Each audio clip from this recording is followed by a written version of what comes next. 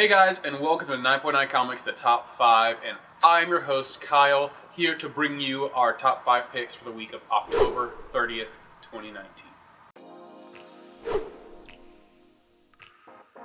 Our number 5 pick for this week is Wolvenheart, number 1 of 6, out of Mad Cave Studios.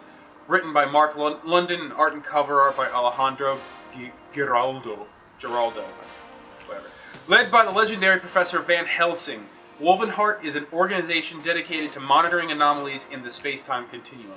After the group is infiltrated and decimated by a cabal of history's most infamous villains, led by the most notorious serial killer of the 16th century, Elizabeth Bathory, Sterling Cross, the organization's most prolific monster slayer, winds up trapped in an alternative reality where his only choice is to fight his way through time and change the course of history.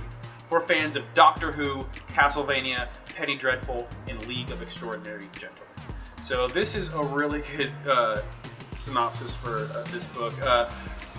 By the way, you guys, this is the writer for the writer behind this book was the writer behind Knights of the Golden Sun, which was a hugely successful comic. It was the most successful comic Mad Cave ever put out.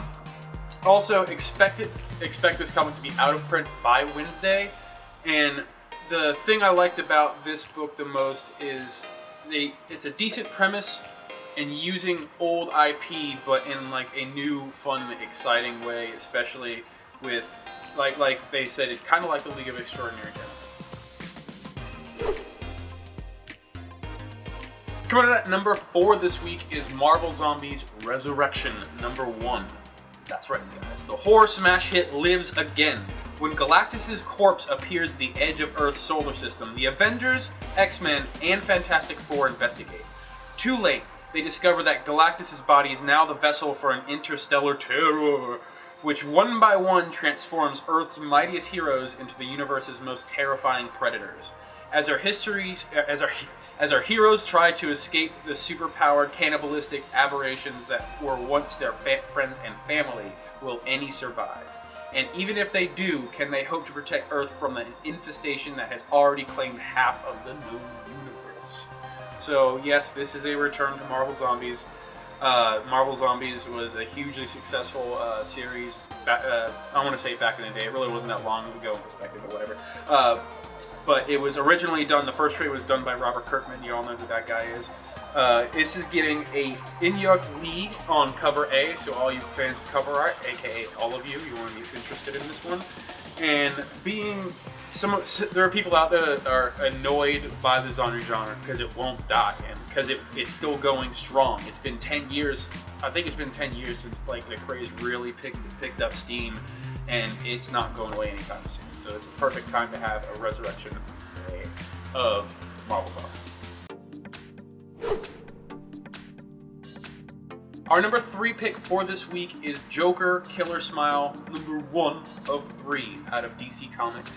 I don't know why I tell you guys when it's obvious, but whatever. Written by Jeff Lee Meyer and art and cover art by Andrea Sorrentino. Everyone knows the Joker doesn't have the most promising history with psychotherapists. In fact, no one's even been able to diagnose him. But that doesn't matter to the confident, world-beating Dr. Ben Arnell. He's going to be the one to unravel this unknowable mind. There's no way the Joker could ever get through the therapeutic walls Ben has built around himself, right? There's no way the Joker has been entering his house at night, right? There's no way the Joker has stood over his son's bed and put a book in his hands. The one with the ... The Eisner-nominated creative team Jeff Lee Meyer and Andrea Sorrentino from Green Arrow and Gideon Falls reunite for a psychological horror story where nothing is as it seems. Your eyes can't be trusted, and Mr. Smiles is waiting behind the basement door. Wait, who's Mr. Smiles? So, I just realized this when reading this again, but this actually sounds like a really good homage to the Rorschach book from the original Watchmen run, where the therapist tries to cure Rorschach, and is like, oh, I'm going to be a famous man for curing Rorschach, and he doesn't. In fact, Rorschach drives him insane. So it sounds like a really good, probably inspired by that. Don't take my word for it, but I mean, it's all there. But like I said, this is the team behind the hit series and my personal favorite, Gideon Falls, which is, by the way, going to be getting a TV series. This is a new Black Label #1, and it's a very short run, so easy to collect. And I honestly think it's a really interesting take on the Joker. It's not like the classic villain comic. It's more of a psychological horror about this guy and the Joker messing with him. Coming in the #2 slot for this week is Last God #1 out of DC Comics. The Last God tells the story of two fellowships of heroes struggling with the same threat, 30 years apart. One group will doom their world, the other must save it. 30 years ago, a band of heroes traveled beyond the borders of creation and killed the last living god, saving the realm of Cain Anun, from the apocalyptic army of the undead. The legendary champions became the rulers of their world and ushered in a new era of peace and prosperity, but it did not last. Now the foul legions of the Last God march once more, laying waste to all of Cain Anun and revealing that the aging fellowship may not be the great heroes they claim to be. With the world burning down around them, a new group of unlikely champions must band together and accomplish what no other has done: kill the Last God once and for all.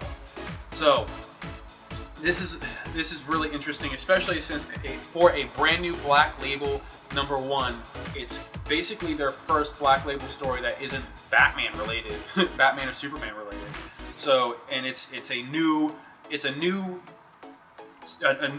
original story that has its own lore behind it, and it sounds like they've got a lot of writing into it. It's a 3 comic run. It's very easy to collect, and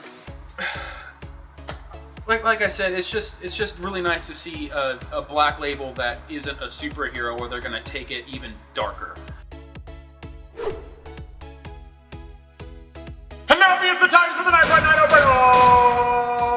no-brainer. Today's 9.9 no-brainer is Basket Full of Heads #1, coming out of DC Comics. The rain lashes the grassy dunes of Brody Island, and the seagulls scream above the bay. A slender figure in a raincoat carries a large wicker basket, which looks like it might be full of melons, covered by a blood-stained scrap of the American flag. This is the story of June Branch, a young woman trapped with 4 cunning criminals who have snatched her boyfriend for deranged reasons of their own.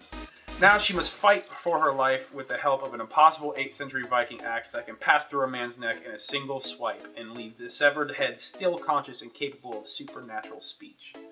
Each disembodied head has a malevolent story of its own to tell, and it isn't long before June finds herself in a desperate struggle to hack through the lies and manipulations, racing to save the man she loves before time runs out.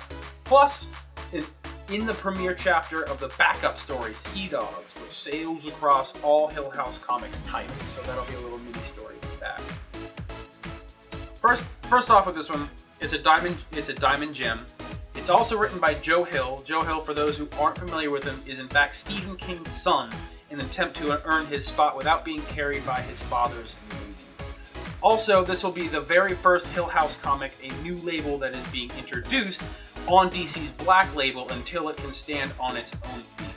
It looks like we're also going to be seeing a lot more indie horror type titles dropping under the DC banner with Hill House Comics, so that's a good deal.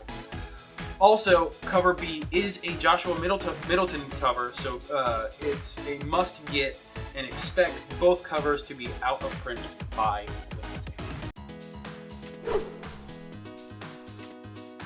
Sliding into those honorable mentions, we're going to start off with Marvel with the release of Excalibur #1, which is already out of print.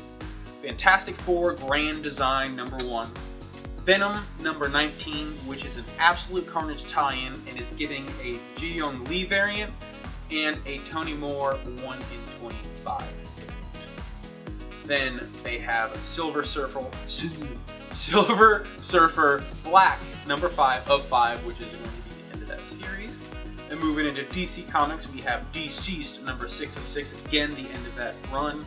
Then they have Harleen #2, Tales from the Dark Multiverse, Death of Superman #1, Sandman Universe Special Hellblazer #1. I'm a big fan of Hellblazer. And going into Image Comics, we have Chrononauts Future Shock #1, a new Mark Miller title. Ride Burning Desire, number 5 of 5, ended that run. Safe Sex, number 2. And then finishing it off with Ablaze Comics with the release of Vampire State Building, number 2, which is a really good book. Thank you for hanging out with us again with another successful episode, and we hope that top 5 will improve that collection. Remember to like, subscribe, comment, click that little bell so you get a notification, and we expect to see you back next week for another top 5.